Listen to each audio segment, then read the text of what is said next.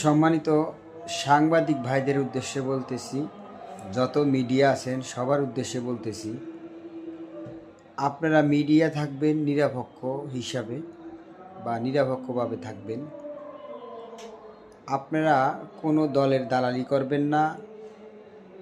যদি কোনো দলের দালালি করেন তাহলে আগের মতো বৈষম্য হয়ে যাবে। এরকম বৈষম্য বাংলাদেশের মানুষ আর চায় না।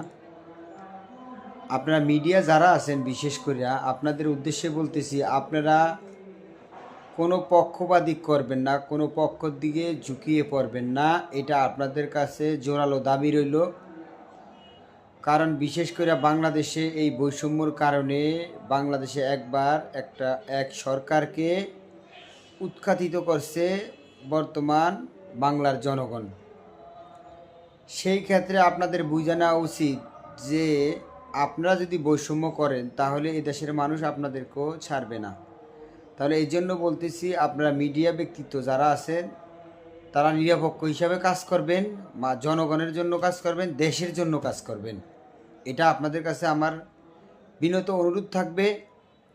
বিশেষ করে এখন মিডিয়া যেগুলো আছেন, আপনারা বিভিন্ন জায়গায় বিভিন্ন প্রচারণা করতেছেন এক পক্ষ হিসাব করে। এটা মানুষ দেখতেছে এবং বুঝতেছে।